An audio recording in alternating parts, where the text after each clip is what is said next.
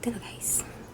Alam na natin, halos araw-araw may pagbabago o may mga bagong update sa ating si Meta about sa ating page or sa ating mga tools.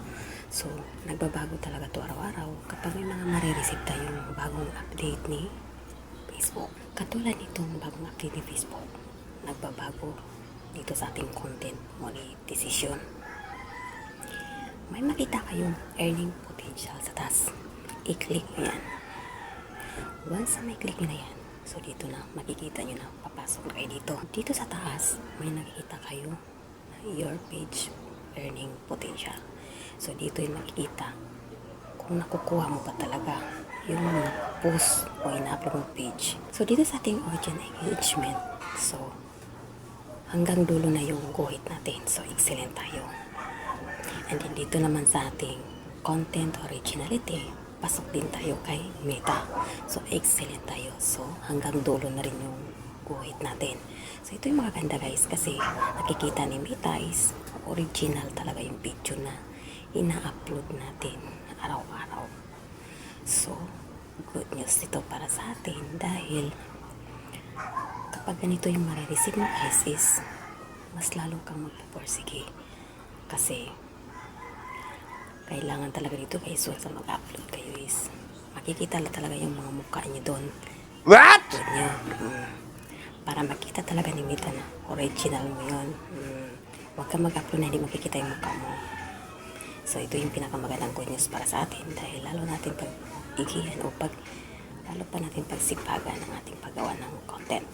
Dito naman sa baba, sa Trash and Globe, hindi pa na talaga natin masyadong nakukuha. So makukuha din natin yan mga susunod na araw. So, upload lang tayo ng upload. Yan lang talaga ang may payo guys. One nice scroll up nyo yan, may makikita kayo sa baba na nakasulat. Basahin nyo yan guys. Malaking tulong yan sa ginagawa nating content na may apply natin upang may upload natin sa ating Facebook account. Learn more about earnings potential. So dito guys, basahin nyo yung sa baba. So yung mga nakasulat sa baba yan guys, pwede natin gamitin yan pag nagawa tayo ng content, pag nag-upload tayo, para mas lalo pang maikalat ni Facebook sa high audience ang ating mga post, video man, picture or text. Kasi guys, ito yung pinakamaganda ngayon guys is, alam niyo ba na mas malaki ang kita sa photos na ipopost natin, ads on the reel, kaysa long form video. Ito yung kagandahan guys. Tingnan mo yung content monetization mo. Mag-upload ka ng photos 3 or 4 lang sa isang araw. Ang bilis niya magbigay ng earnings. Good news ito guys. Mas mataas talaga siya. So, subok ko na talaga. Kasi nakikita ko siya sa earnings ko guys eh. Mataas talaga siya. So, scroll down natin. So, dito sa task guys, audience engagement and content originality.